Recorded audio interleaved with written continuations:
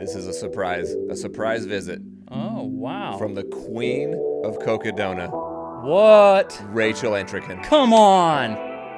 Rachel. Welcome back to the next aid station. I am your host, Jake Kilgore. Mick Garrison here. Mick, happy Mother's Day.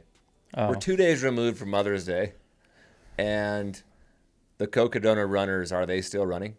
I think so. They're still going. Oh, God. My Instagram feed, it's just constant Cocodona 250 stuff. Just pops up every scroll, it feels like. How long did it take the last runner? 124 and a half hours. The cutoff's 125 hours. It was 124 and a half, like 2 or 3 people rolled in together at the very, very end. Were you still watching the live stream? I was stuck to the live stream. I hadn't gone to the bathroom for like 4 days watching. Good job. I was not going to leave the live stream. Way to endure. I did. Today's episode, we are going to cover the USATF 82K long trail. Mick's long trail. If you were here with us last week, Mick referenced his long trail. Yep. But before we get to that, can we just talk about the NBA for a half second and the frustration that circles all Jazz fans, Hornets fans, Wizards fans? How do the 3 worst teams in the NBA get, mathematically, their worst draft picks 4, 5, and 6, and none of them get a top 3 pick? I'm dying right now. Okay, listen, bro. You're going to make fun of me, but it is what it is. Okay. Hold. Okay? Cheers. Now I've laid awake from 2 in the morning to 4 in the morning. No, you didn't. 4 in the effing morning last night. This morning. Yes. Today. Yes. Tuesday, May Pissed. 13th. And I'm like yelling at myself. I'm arguing in my head like, dude, what is wrong with you? Go to sleep. So I wasn't like that. It wasn't like I was freaking out, throwing computers around. Yeah. I just was laying there and I'm like breaking down all the scenarios. And I'm like, that's really interesting. Do it later. Not now. Yeah. 3 a.m. You've been saying for 3-4 months, the Jazz are going to get the 5th pick. Yes. And I've hated you this entire time. I feel like you put it out there into the universe and you willed it to happen. The odds were that they would get the 5th pick. I mean, really the odds were that they would get one of the first 4 picks. That was like 52% chance. Yeah. But any one spot, it was most likely that they would get the 5th pick. That is not my problem. My problem is who passed them up. Dallas Mavericks had a 1.8% chance of getting the number 1 pick, and they freaking landed. And I'm almost more pissed that the Spurs move up again. Where were the Spurs supposed to land? 8th. And they got They second. had 2. They were Yeah. 13th and then 8th. And their 8th pick jumped to number 2. Yes. So they're going to get 3 Dylan. years in a row. They're going to get Dylan. 3 years in a row they have jumped into the top 4. So they might get Dylan Harper, but they also might put a package together for Giannis. So you again. Giannis And Victor. and Victor Wembanyama. Yeah. That would be something. Houston and San Antonio are going to go fight over him. So, yes, I'm bitter. Like, I'm not saying it's a rigged thing, but I am saying they don't want teams to tank. Mm-hmm. And I'm like, great. So teams don't get rewarded for tanking. Is it working? How's it working out for you? NBA and your ratings and the fan satisfaction. Their ratings suck. No one is that happy with the way the game is being played. Yeah. And all these teams, quote unquote, tank. They take their little fines, take them on the chin, and then they just throw their ring in for, hey, maybe I'll get a top 3 pick. Yeah, you're not rewarding a team for tanking. So congratulations, you were right. But it didn't stop them from tanking. Yeah. So in that sense, you're wrong. Like, your product isn't good. So yeah, you win. You're not rewarding the Jazz, awesome. Your product still sucks. So I'm annoyed. Yeah. And I'm bothered that I renewed my season tickets. I renewed them in good faith, putting it out there that we would get Cooper Flag. Maybe they trade that 5th pick and go get a Trae Young. Whatever. I guess we'll go for AJ DeBance to 2026. I don't know if I have it in me. Endure 12 more months. If we can get a number 1 pick next year, I'm in. I'm bitter as well. I have to not be a loser. But we spend money to get the tickets. We've been lifelong fans. We cheer for them. Our kids get excited, and we're competitive people. So I can't help but get invested in it. And I'm like, oh, okay. Why don't you just give another superstar to L.A.? Yeah, they could use another one. They haven't had one for a while. Then just get rid of all the small market teams and just go down to 16 teams. Yeah, just have 8 teams in New York and 8 teams in L.A. That's what they all want. Dumbasses. You get it all out? You feel better? Are you going to sleep better tonight now that you just purged on the pod? Just got it all out? I better sleep. I did go to the gym this morning. Okay. I faked it well. I'd also like to say you predicted as well. You're on a heater. Mick is on a heater. He predicted the Jazz would get the 5th pick, and he predicted a text from Lauren. And he got it. If you listened last week, we were kind of clowning Harry Schubertus. And we were like, watch, I'm going to get a text. You did. Lauren texted me and said, hey, it's Schubertus. I'm like, no, it's not. She's like, yeah, you low-key called it. I told her, no, I refuse. Yeah. It's Subertus. Delete. You deleted her text. Blocked. I blocked her. So last week we did go 50-50 on that. It is Rachel Entrican. We did get that right. But it is Harry Schubertus. No, it's not. I know. It Sorry, is, Harry. though. Sorry, Lauren, but We were wrong. yep, it's fine. Does everyone hear that? We were wrong. There, I did it. But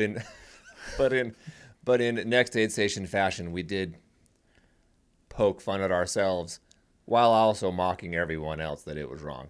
So, Yeah. our bad. We apologize.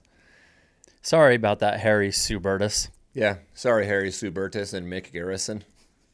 So, 3 things I learned this weekend. Aside from Harry Schubertus, that we learned that. Fine. Number 1 on my list, Tate Taylor, a senior boys high school track athlete, set the national high school record in Texas with a 9.92 100-meter dash. Oh.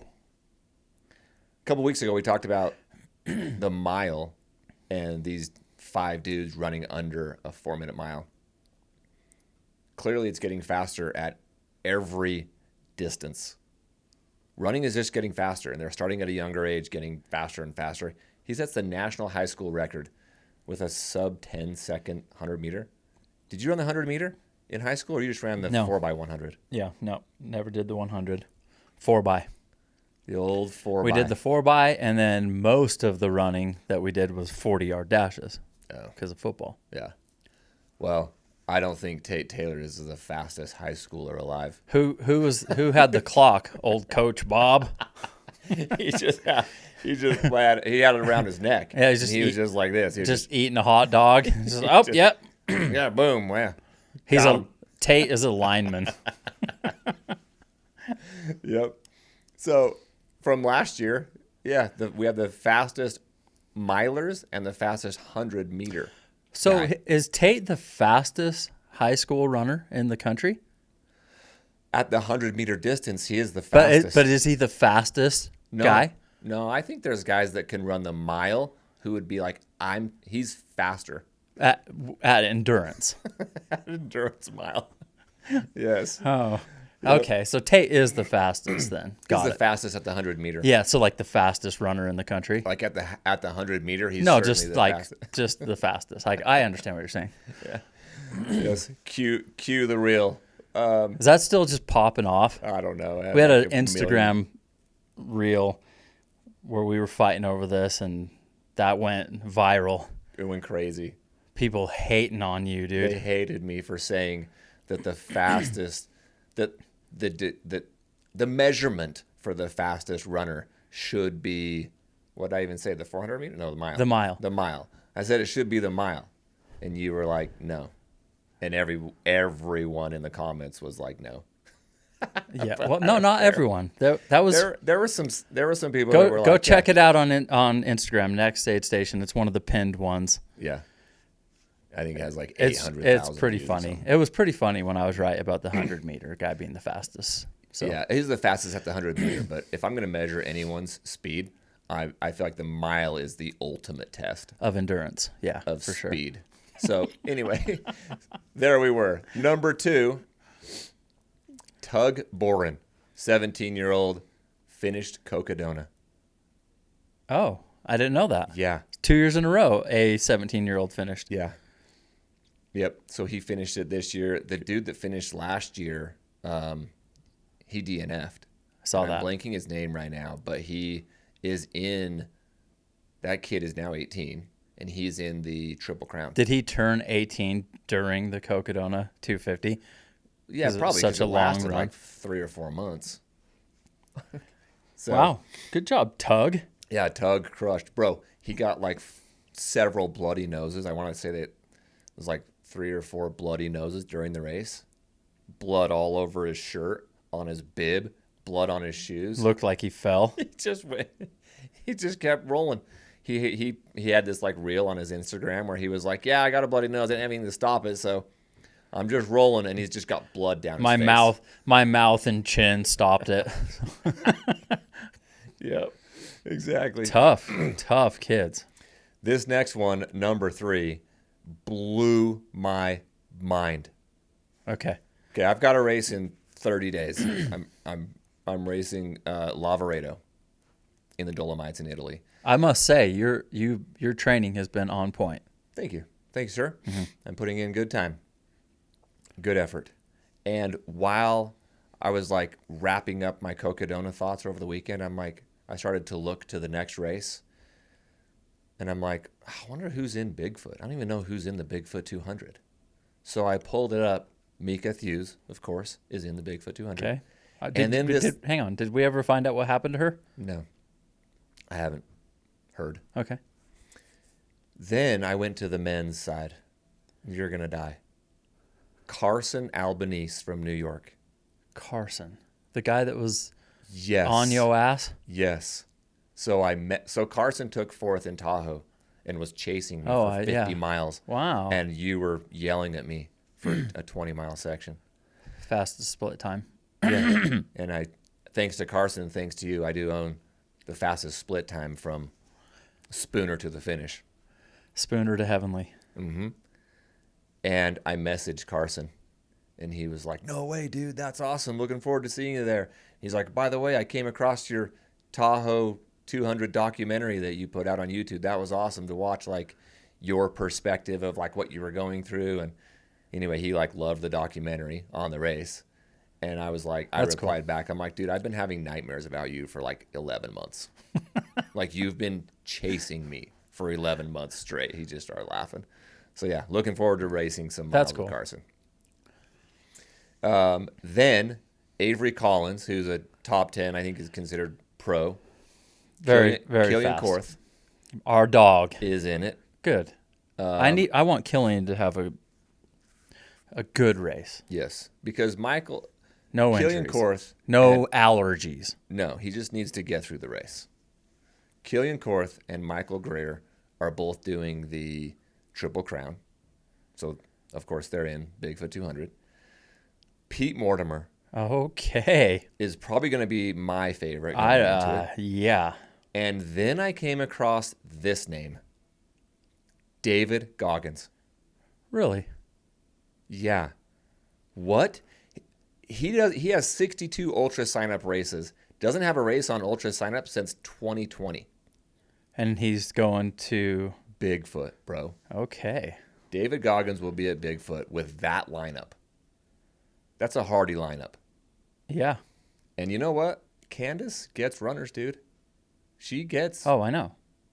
like big names, elite runners to her races. So kudos to her. I thought that was I died, bro. I was like, wait, what? This is the freaking lineup for Bigfoot? And then I came across Goggins and I was like, oh my gosh. Goggins is 50 years old.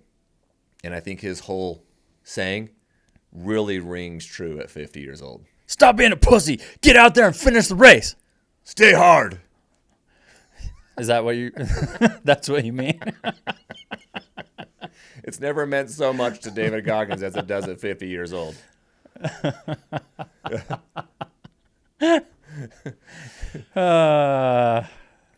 Now, I have a special guest for you, sir.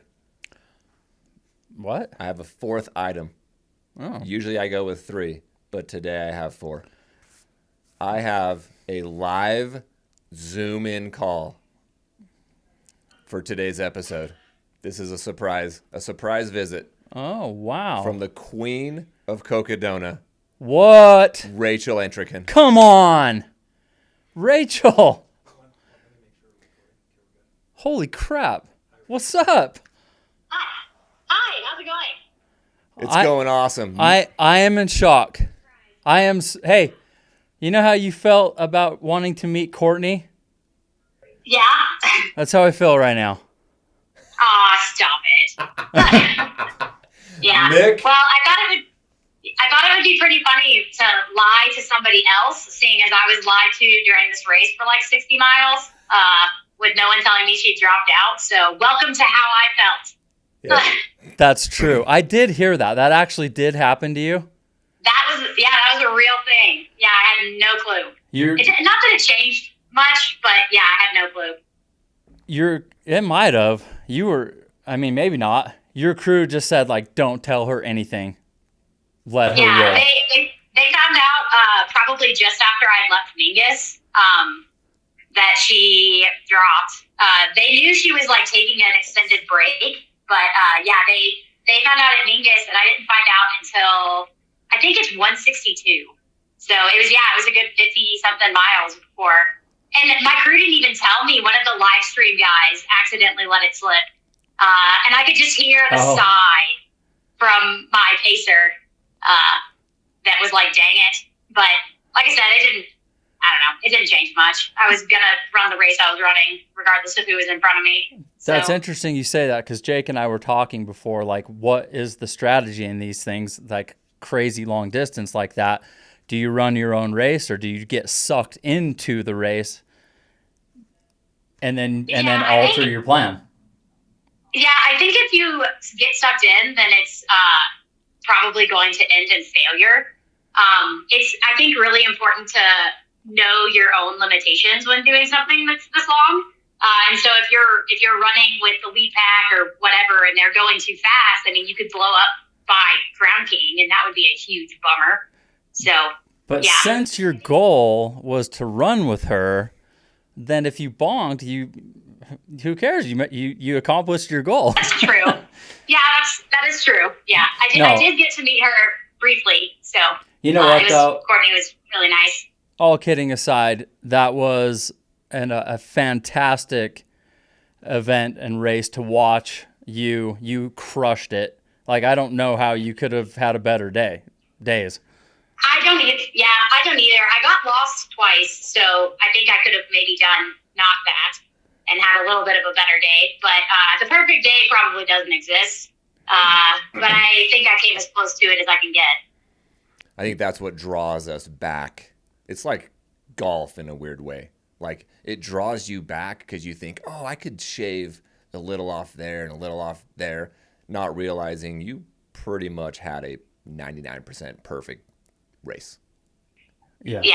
I mean, I myself fully realized that I had a 99% perfect race. So I can only really go down from here, I think. Yeah. Well, hey, come on.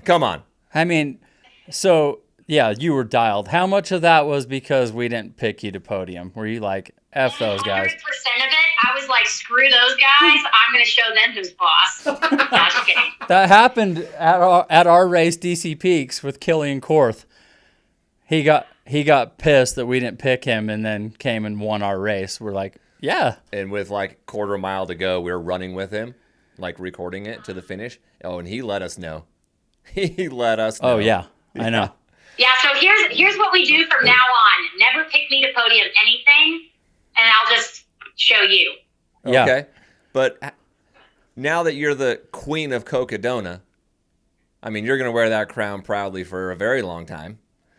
Is that like wild that is now kind of the name that's been branded Rachel Entrekin? I mean, I'm not upset about it, certainly. I mean, that race, if you have to be the poster child of a race, that's the one I want to be the poster child of. It's just such a fun experience. I think the people who sign up for it are like completely insane in the best possible way. Yeah, so I mean, if that is, as soon as I found out that nickname, I was like, oh my gosh, like I'm so game. Yeah.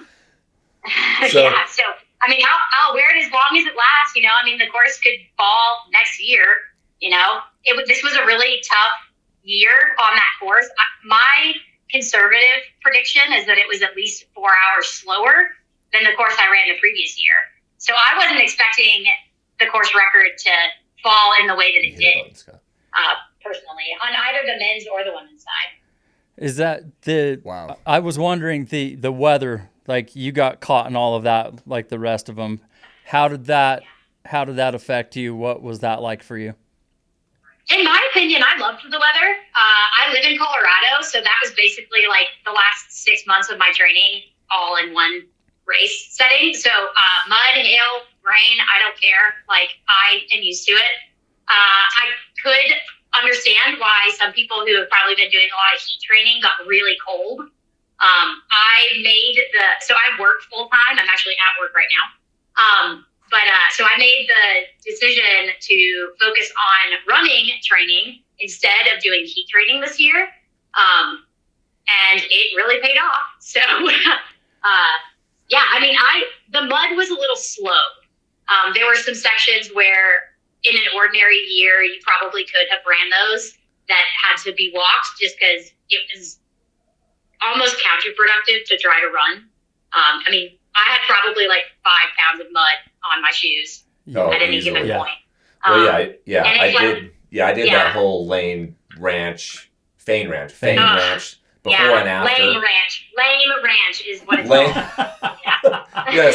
Yes, I did do Lane Ranch, and it was every bit of that cow pasture, and we got in the rain and mud, sliding. It was crazy.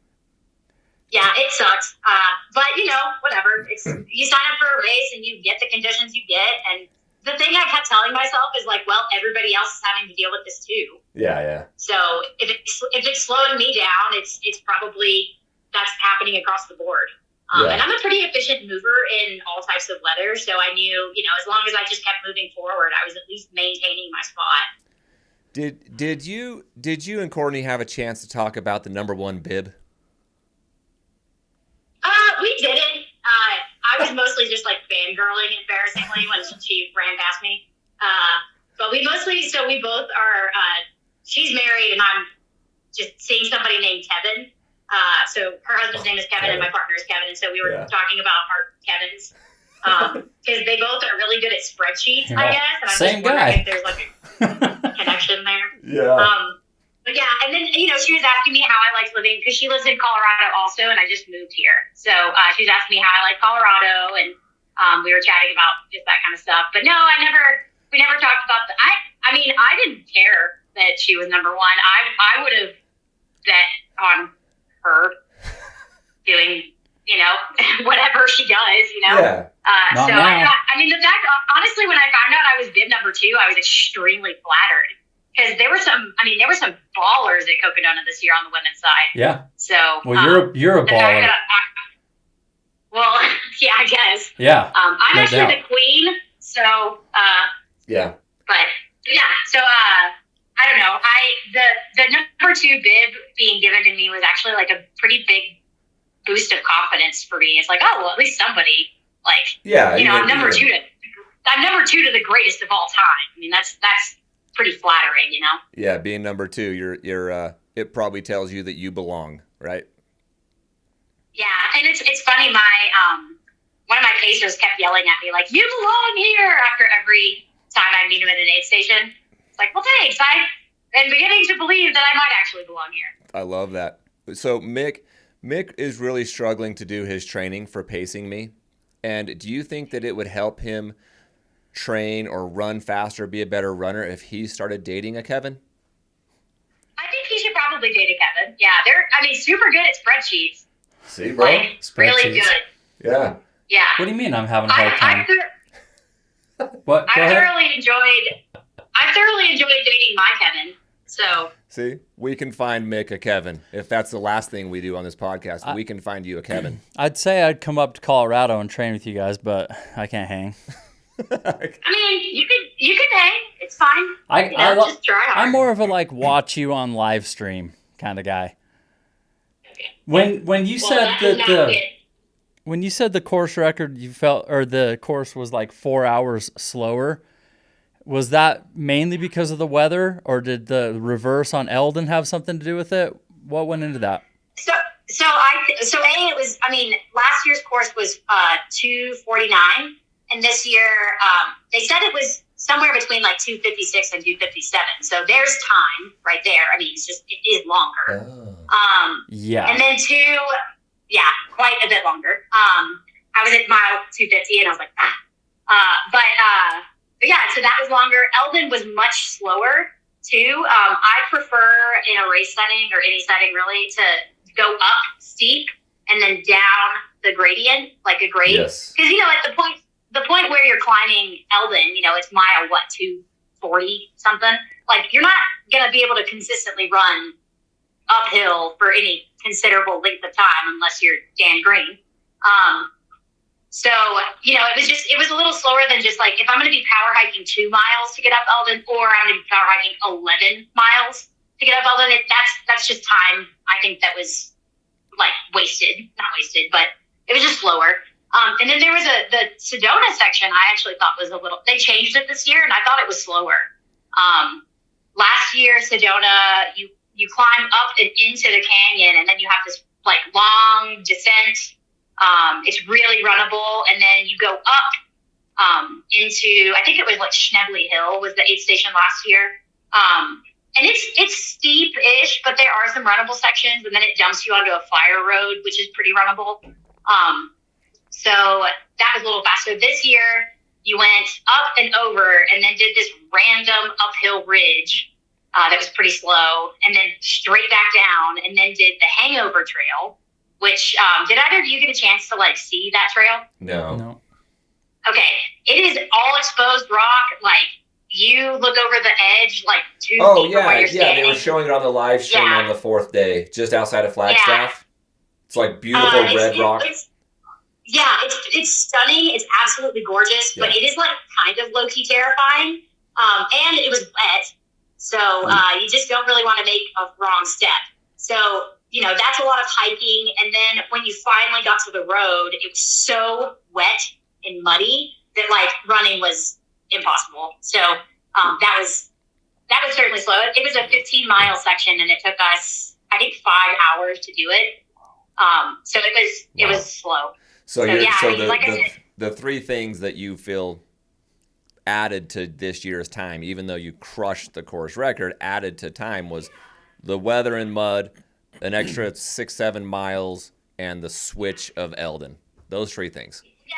Yeah. I mean, and that Sedona section. I mean, I would say the course changes this year, as a general rule, made it a little bit slower. Gorgeous. I loved both of those sections, but it was certainly not faster by any means. So I noticed 2 things in the live stream, as well as a lot of the Instagram, photos and things that I saw from race day that we have to talk about. Rachel, I need you to work on when you cross the finish line and win and grab that ribbon, that crying face. What's going on with that, man? Yeah, I look like a sad clown. I hate that photo. Yeah, I hate that photo. But yeah, I don't know. It was pretty. That was a pretty special moment for me. Last year, I won the race last year, but I had a really rough time on Eldon that kind of led me to get into this like negative space, and that I wasn't able to really pull myself out of. And so when I crossed the finish line last year, I was just like this grumpy, sad potato. And so this year, you know, I ran the last 5 miles. Most, if not all of my crew ran it in with me. I knew that my parents were waiting at the finish line, and that's the first race they've seen me finish. And so it was, and you know, I could hear there were probably like 100, 150 people, maybe more, I have no idea, at the finish line by the time I got there. And like, there were people honking at me down the road. So it was just incredible. I mean, that's like a peak moment. No, I noticed immediately when you DM'd us, you know, a week ago after our predictions, or I guess a week and a half ago now, that your sense of humor just aligns perfectly with Mick and mine. And so I was like, I gotta poke fun because she'll laugh at the fact that she had this crying face. It was so ugly. Yeah, I was ugly from big time. Like I did not give 2 shits. I looked. I was look what you just did. So no, I would be a wreck. I said, oh my gosh, I was saying that about you, like, because on the live stream the whole time, like your attitude was just amazing. I'm like, I don't know if you're just because you're on camera right now, or if that's just really how you were for all 257 miles. But that and your banter with us online, I'm like. We were down. It made it so easy to cheer for you. I'm like, oh, I love her. Yeah. Like I'm down. Yeah. I just like some banter and some good attitude. Well, there's no way in hell I'm running that. Whether it's in ultra running or other aspects of life, a lot of people take a lot of this crap way too serious, and they get like offended and hurt, and it's like she immediately comes out and is just laughing and clowning and like having a good time. Like, okay, I'm down. She's freaking rad. Yeah. Yeah. Well, I mean, I think it's really important to try not to take it too seriously because, you know, and I went through a period of my running when my goal was to win. And I don't think I've ever enjoyed running less. Because, like, if you cross the finish line and your only goal is to win and you didn't, like, you're upset. And you just finished a race. Like, you don't have any reason to be upset. Like, you just did something incredible. And so, I don't know, I think trying to focus on, like, having a good time while I'm out there as being the goal instead of, like, a placement goal or a time goal or whatever has definitely, I think, revolutionized my attitude while it's actually happening. Yeah, I mean, I really, legitimately, I was having a ball the whole time. Like, I loved, this year was awesome. I did a lot of mental, like, headspace kind of training prior to the event to make sure that I didn't find myself in the same spot that I was in last year with a negative attitude at the finish line. And, you know, I love dogs, and there were a lot of dogs along the course that I could, like, say hi to, and that was, like, a mental boost. Yeah, I'm, like, the fairy queen of dog petting. So, yeah, I mean, it was, I don't know, I loved this race before. I love it even more now. So it was really easy to just, like, be happy while I was out there. Because, like, look at what we're getting to do. I mean, we're getting to explore all these incredible places. I honestly, like, the weather to me was a once-in-a-lifetime kind of thing. Like, how often are you going to get to see Sedona when it's, like, I saw so many waterfalls in Sedona. Like, what is that? And, like, to get hailed on was just, like, so funny to me. So, yeah, I mean, I thought it was such a unique year. So to be upset about anything just felt kind of silly. Yeah, I'm certain that your positive attitude and just the way you approached a 3-day race certainly attributed to your success, the time that you put up, the experience, the overall, just your attitude and your body language when you were done with the race. I remember watching you sitting in a chair and you just popped up and started talking to people. I'm like, how is she just standing up so easily? And I'm sure a lot of that is the mental preparation, pre-race, during the race, just knowing that you're going to enjoy every single step, regardless of weather, positioning, time. Certainly a lesson to be learned for anyone listening. It's like there's so much more to this than just your time and placement. You can enjoy every step of it and just know that whatever is thrown your way, like you're going to enjoy it, and just settle in, enjoy the next 2, 3, 4 days, because this is your life for this week. Yeah, I mean, it's easy to say that having a good attitude is a choice when things are going super well. But it really, I mean, there was a moment there at the base of Eldon. So you get to you've just done this hideous descent. It's really rocky. It's very technical, not runnable. You have about 2.5 miles from the base of Eldon to the next aid station. Shout out. But yeah, so, and then you, so yeah, I found myself getting I was like, where's the aid station? Like, I'm ready for where is it? Why are we still on this trail? Like, I hate this trail. And so I found myself getting into that space. And I mean, my pacer that was with me at the time, he noticed it too.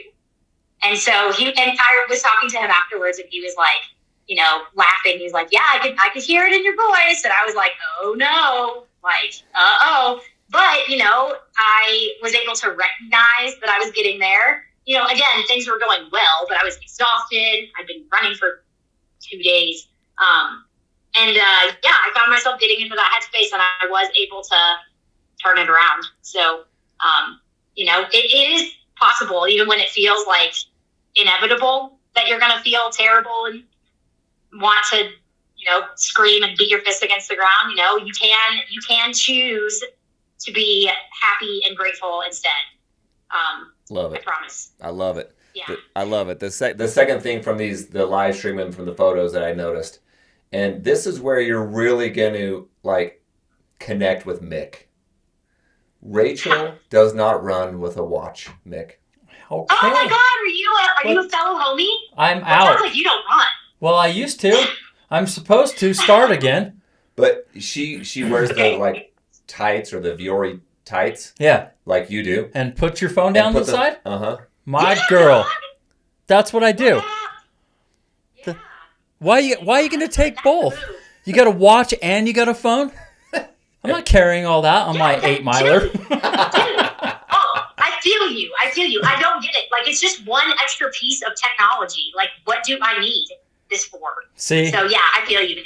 She's just moving Yeah, up. I feel You're you. just moving up in my range. So with no we're watch, just elevated.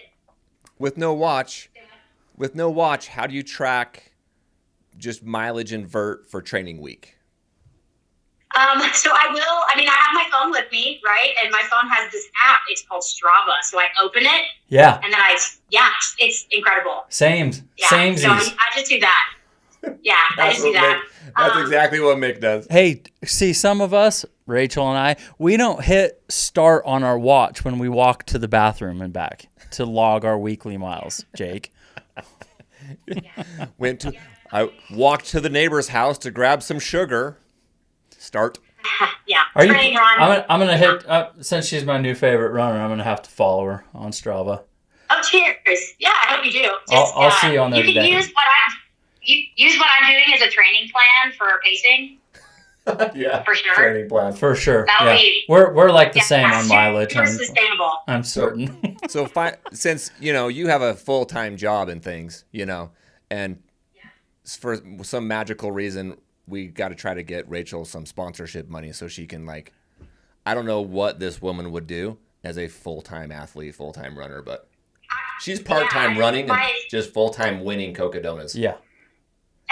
Yeah, my Kevin is convinced I would run myself into the ground because I just love. I've taken extended leaves from work before, in between jobs, and I'm doing 20 to 30 miles a day, and I'm just woo, loving it.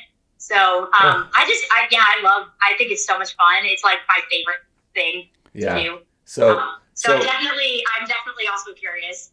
I know I'm sure there's an element to the work balance, right? Work life play balance that allows you to enjoy running more when it's not a chore or a job. It's like, no, I'm going to work a full day and then go run because I love to run and it's my release from stress and work. So final question, and we're going to let you go back to your full-time job. Is it which is better? Which do you put on a higher pedestal? You met your idol in Courtney Dauwalter, or you got to repeat win Cocodona? If you had to choose one or the other. Dang. I guess I would probably say the repeat, just because I didn't, we were in the middle of doing something, like we were both racing. So it wasn't like we could like sit down and like share a beer. So, if I had the chance to do that might be different. But I mean, we were in the middle, she is insanely fast and I'm just like doing whatever I'm doing. So, we obviously like couldn't stay together for too long. So if you're going to get, choosing between a 15-minute interaction and a win is, kind of easy. Okay. I anticipated that answer. Yeah. Now I'm going to send a follow-up because Mick and I had this debate last year. Well, and now I have one too. So we got more questions. That was an early exit, sir. Early exit. We got more questions. I hope that your boss doesn't care that you're taking an extended lunch. I'm good till 12:15. We're good.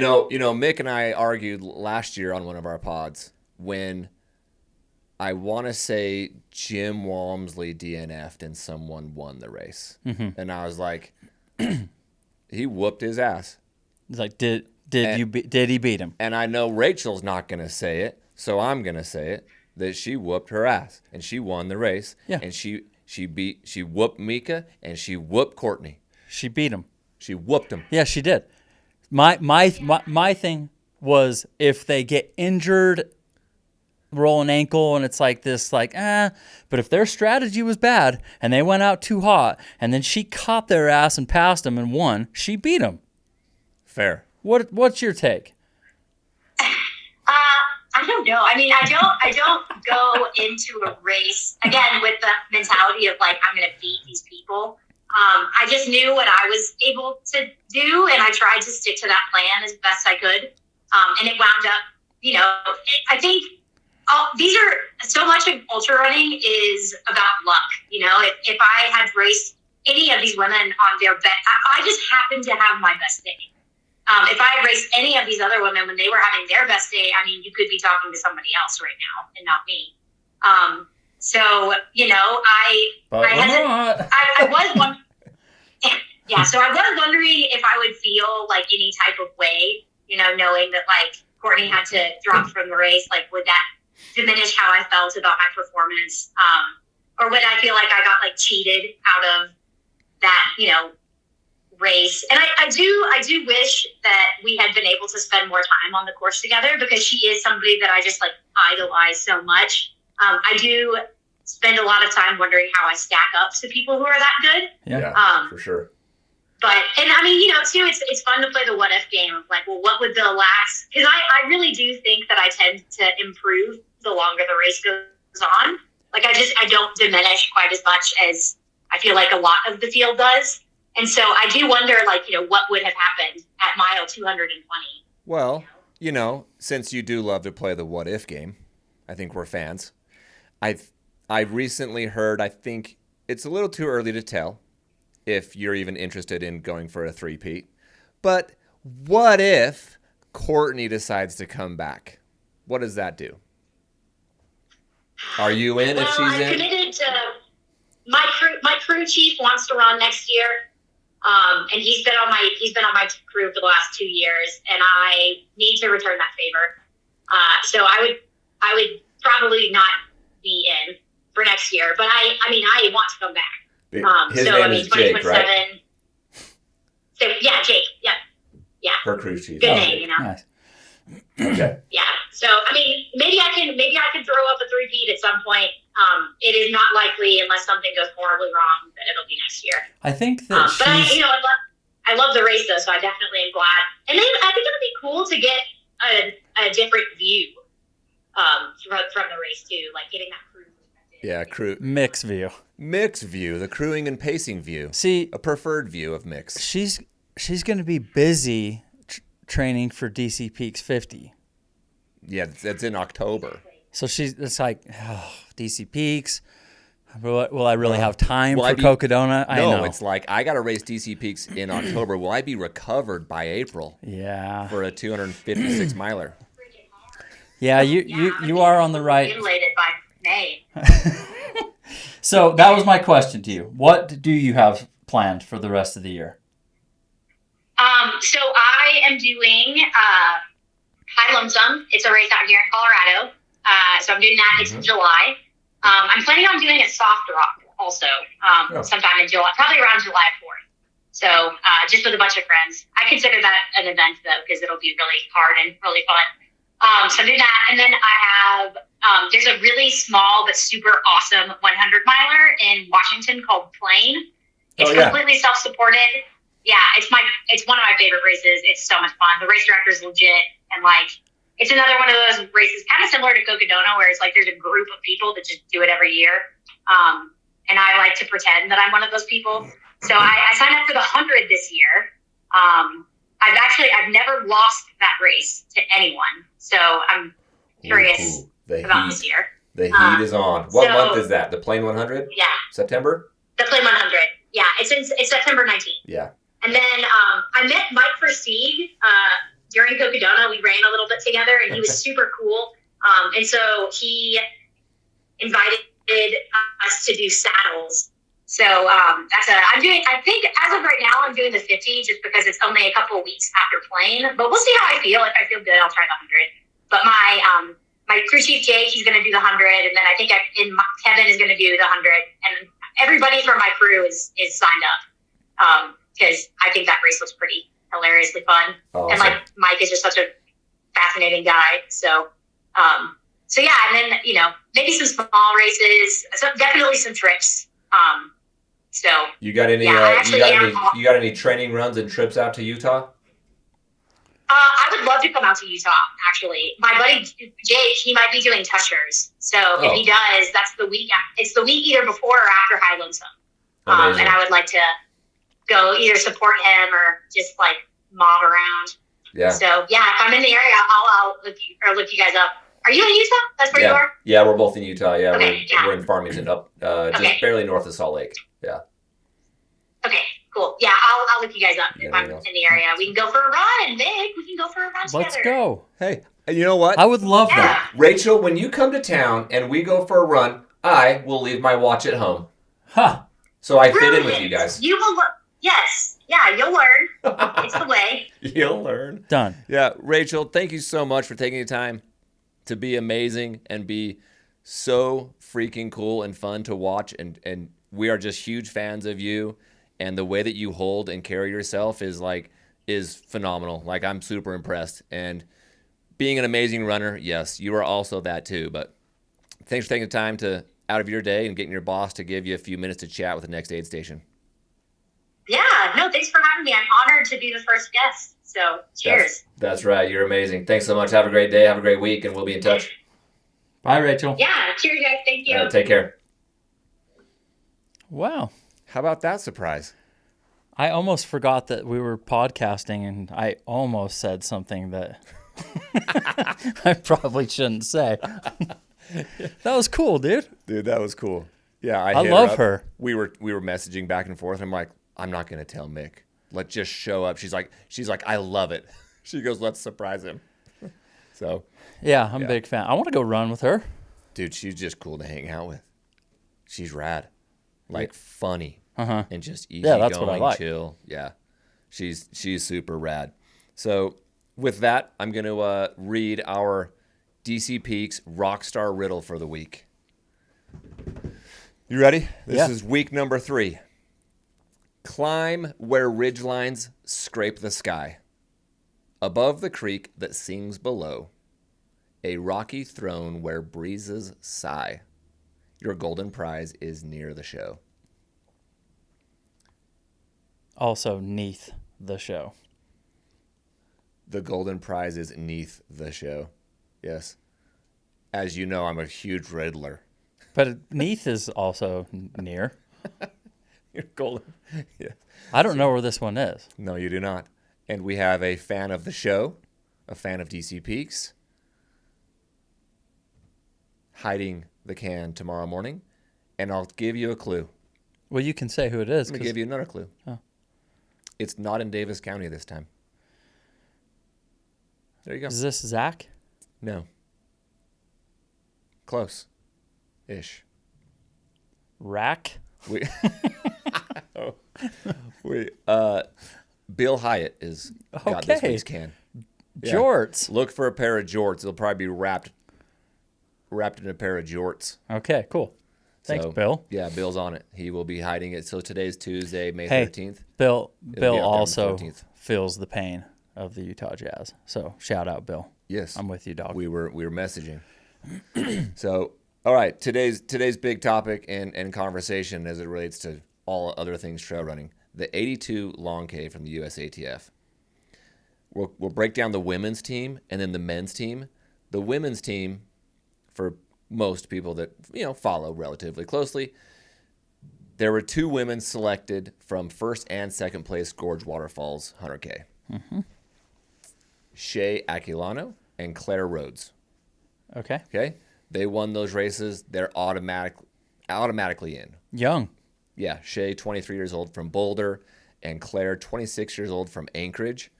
Clearly, they're very, very fast and awarded the automatic bids. Where we want to spend some time is on the 4 resume entries. First and foremost, very obvious, Katie Scheid. Okay, very good. So we have our top-ish, one of our very, very best athletes in. We have Jennifer Lichter, Okay. Allison Baca, and Emily Schmitz. Okay. I don't know a ton about these runners, but I have heard of Allison Baca and Jennifer. I don't know really Emily Schmitz. She was 5th female in CCC a couple of years ago, 12th in Western States.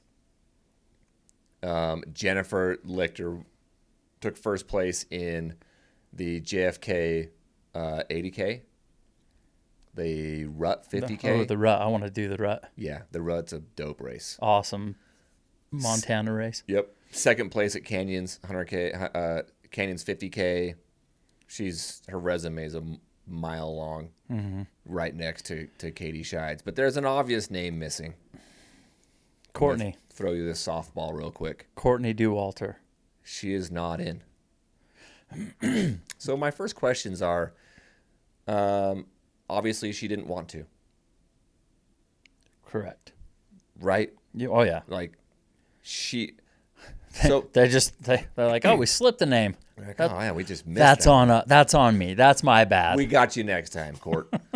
So my first thought is like, we talked about this a few weeks ago, and is the long trail, running for the U.S., is it interesting enough for them to put on the USA jersey and race for their country? Because there's no money in it. They don't win anything. They're not getting paid. And I start to feel like I do with the USA basketball team or really anything Olympics where like the pros, sometimes they just don't want to go play basketball in another country in July or August. Yeah, I mean, I would say Katie Scheid gives it a lot of credibility. Like, that changes it for me. Yes. If she wasn't on there, I'd be like, yeah, the biggest names don't want to do it. But the fact that she's on there, I'm like, well, that's out the window. Yeah, so if you, like last year's, the 2024 Olympics in Paris, the U.S. team had LeBron, Steph, and KD. How does that team feel if there's no KD or there's no Braun? Like, they're like, yeah, this is pretty much our best team, but not our very, very best team. Yeah, I mean, it would be like if LeBron wasn't on it. Yeah. Missing Courtney. Like the 1992 Dream Team just doesn't have Michael Jordan. Right. That team's still beating everybody by 30 points back I mean, in 92. But it also changes because this is not the Olympics. But that's So it's not the same. But I know it's not, but you're running for your country at the only time you can actually do that as a ultra trail runner. There's not other events where you run as a team for your country. I love the idea. We've talked about this. Yes, we have. Yeah, I'm definitely down.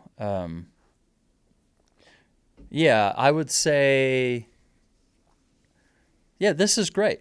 I mean, if Courtney was on it, then it would be like top level. Let's go. If Courtney's on it, Because if the U.S. loses, yes. I'm like, yeah, but Courtney Dauwalter wasn't there. Okay, so how much do we care that she's not there? As fans of the sport, we follow the sport pretty closely. It's not like a huge global thing, but it's a fun, cool sport that we follow. And our best athlete is not doing it. I don't know. I could take either side. Like if this event happened and you just like gave me the results and I didn't even see it and I'm like, "Oh, that sucks. We didn't win." That's that. Who'd the Jazz get? Like I could move on easily. Mm-hmm. But if everybody showed up and they really, really cared, it would probably get my attention more. So if you had the Jim Walmsleys, the Killian Jornets, the Courtney Dauwalters, the biggest names, that would draw me in. Okay, with that, I'll show you the men's list. The two auto spots from Gorge Waterfalls 100K. Okay. Adam freaking Peterman. Awesome. Oh, dude. Awesome. Adam Peterman awesome. and Okay. Trayson Knopp. I don't know Knopp? if the K is silent. I'm going to say it is. Knopp. Yeah. Trayson Knopp, also from Anchorage. So he's 24 from Anchorage. Adam Peterman from Missoula. Most everyone listening that follows trail knows Adam Peterman. Yeah. He rightfully deserved coming, Yeah. He's I'm awesome. so freaking pumped that he's on the team. Then you have your 4 selections, which I think are absolutely phenomenal selections. Jim Walmsley is going to freaking run the long run. Well, dude, now the long that's trail. what I was just saying. Okay. So here we go. So the men got Jim Walmsley and someone who put together perhaps the second best 12 months leading into this, our boy from Salt Lake City, Caleb Olson. Yes. Now these are names that get my attention. Yes. Okay. Third, Zach Miller. I was just talking about Zach Miller. Dude, so Zach Miller. And fourth, I don't know a ton about, I know who he is. Okay, Zach. That's But awesome. Eric LaPuma. Okay, that's the only name I don't know. We'll give a few stats. Black Canyon's 100K, 7th place. Quebec Mega Trail 50K, course record, 1st place. CCC last year, 11th place. Okay. What, like first, second American? I think he was, I want to say 3rd. Okay. Because last year was Hayden 1st, Peterman 3rd, and it might have been Eric, might have been, yeah. Okay. Because they ran together forever. But anyway, LaPuma's a stud, super, super deserving to be on the squad. Who's missing from the men's? Come on. There's like one super obvious name. Hayden Hawks. Yes. So this story is pretty intriguing and pretty cool. You know what Hayden said? They reached out to him, asked him, like, are you going to put in to be on the team? Like, clearly you have a resume. You just won CCC. You podiumed Western the last 2 years. He believed, based off of the course in Spain, the climbing that is in the course, he believes that there are other American athletes who would be a better fit for the team than himself. Oh, wow. He's like, so he's sacrificing for the team. Now, I'm not sure how much I believe that is true. It's true that he said that, and I believe it's true that he fully believes that. My thought But is it was also an out. Like, I got to leave the party early because the kids got to get to bed. You know what I mean? yeah. Wink, wink. But I'm also like, I'm not I still want you on the team. Hayden knows his skill set better than anyone in the world and knows where his strengths are and what his weaknesses are. He fully believes that there are other athletes who should be on there above him. And maybe he's specifically thinking about Zach Miller. Because of the climbing. Because of the climbing. That's my guess, like super guess. What's the climbing? I don't know, but it's like, I want to say it's like 20,000 feet in like 50 miles or something crazy. I don't know, 20,000 feet maybe in 50 miles maybe is not crazy. For Europe, that's like on par. Okay, but the point is, in America, you don't have those types of courses or those types of. I'll have to get the exact. I actually said stats that on without even knowing where the race takes place. It's in Spain. Okay, But doesn't it seem like that? Like over there, they're just yeah, sure. that steep. Yeah. But the selection committee dude, and the articles and things that I read and watched was like, he said something to the effect of like when they're creating their team, when they're picking their 4 resume, they're trying to pick like speed guy, utility guy, climber guy. Like Yeah. They kind of get one of each ish, and like a guy that's like good at all of that. That would be really fun to be like. Oh yeah, that would be. You're so like fun. creating a basketball team, Uh-huh. and you're like, I need a center, I need a point guard that doesn't like to shoot. He likes to shoot second, pass first. Yeah, I need dude, I love that. Yeah. So 20,000. I guess that would be 40,000 for 100. That's steeper than Hard Rock. So yeah, bro, I take it back. That Yeah. would be hard. It might be 15,000 feet. It's a climbing 50. Okay. We'll call it that. 42 And that's miler. so since it's not the Western speedy, that's where you don't have like I don't know. I was thinking like David Roach. So yeah, like some of the obvious missing names is Hayden Hawks, David Roach, Rod Farvard. Yeah. There's so many good names in there. But on the women's side, right after I saw Courtney wasn't in there, I'm like, well, hold on a second. Where's Rachel Drake and Heather Jackson? Oh yeah. They have put together the last 12 months. Rachel Drake was 8th at Western, set the course record at the JFK 50 miler, like a year after having a kid, dude. Heather Jackson goes F7 at Western and F5 at CCC, but she was the first U.S. female at CCC. Yeah. That's like the perfect distance race measuring tool. How many for total? an 82K? 6 people. 6 people. So 2 auto bids and then 4. So they can only pick 4 females. Courtney decided, didn't want to.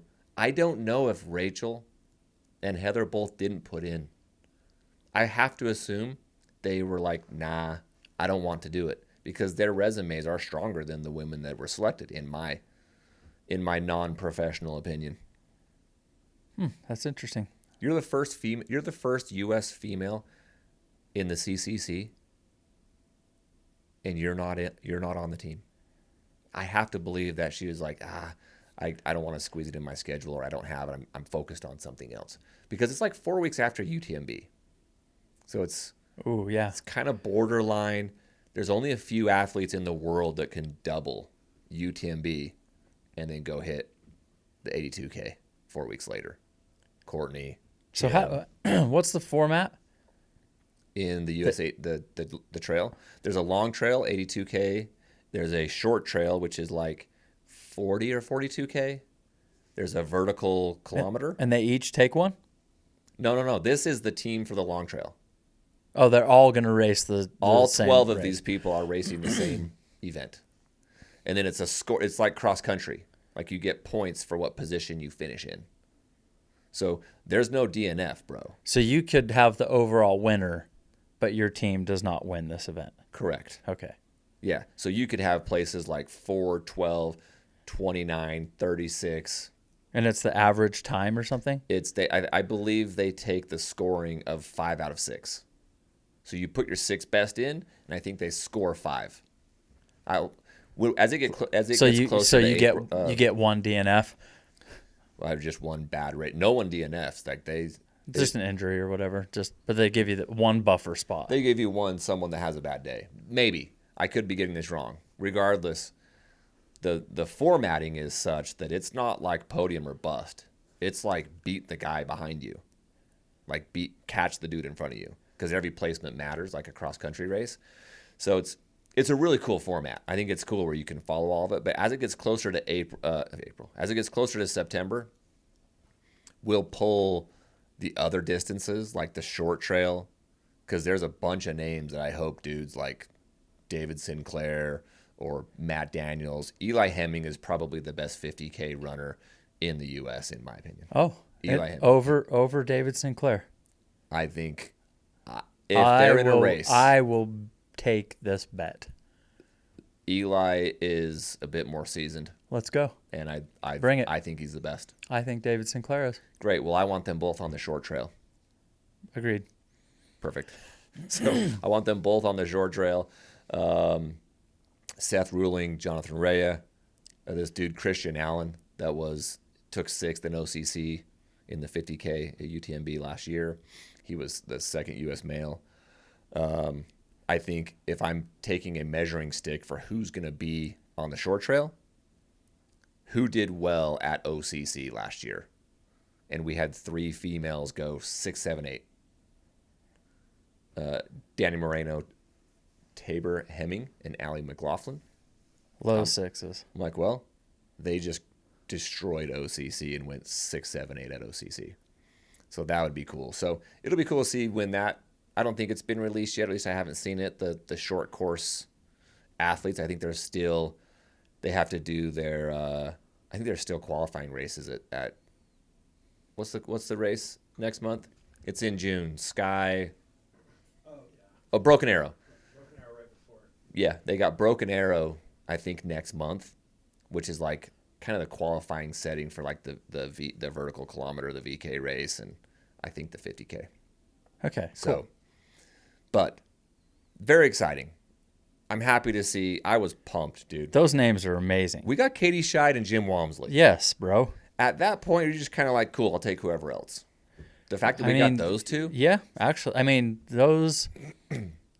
When you first asked me, I didn't know who was in it. I'm like, Yeah. if you get a Jim Walmsley, I'm like, yeah, Caleb Bowles. These are great. Yes, I'm in. Yeah, I think we got an A- out of an A total. Like Yeah, I think we went A-, which I'm pumped. So for. you would have taken Eric off and put Hayden on, Yeah, and then you would have taken one of the two that we didn't know their name. Heather Jackson and Rachel Drake. I think Courtney. I would love to see them on. Courtney, obviously. Courtney's the big missing name. And then, yeah, if we could have Hayden. But, I mean, it's not like Eric's some chump either. I'm like, he's going to place well. He'll do fine. He'll do great. He's not Hayden, but that's fine. Okay. So, yeah, I think this is going to be fun to watch. I am dying to see, like, the other teams. Like, does Kylian Jornet race for Spain? Right. France is interesting. Yes. Italy. Francesco Pupi. Is he going to race? Is it live stream? I don't know. I don't know. It might be, actually. I think I looked that up. I don't know. But definitely got to follow along end of September. Okay, that was fun. I like it. So that'll be fun. Great show today. I think we crushed it. We had a few surprises. I'm still somewhat beside myself on that Bigfoot 200 entrance list. The Tahoe 200 is coming next. As far as 200s go, we got Tahoe literally in 4 weeks. So that'll be fun to break down. Great race. We'll be breaking down Tahoe. But before Tahoe, we've got it's the week after Tahoe is Western in Lavaredo. It's summertime, dude. It's coming. Did Courtney get the not for Tahoe, did they get the normal route permitted? No, they did not. They did not get the full loop, I've heard. So it's the same race you did. I think that I asked someone, I can go confirm on Destination Trails, but I believe the race starts at Heavenly and went south to 2 aid stations and then back to Heavenly. Just like you did. I think it goes one aid station and then back. And then, when you went all the way to the top loop to Tahoe City and then came back, someone told me it goes one aid station past Tahoe City and then back. So they're creeping into the... Yeah, it feels like they're just about there.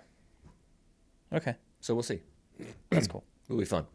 So, great stuff today. We've got DC Peaks, we've got Rockstar. Thank you for sponsoring and being a part of the show.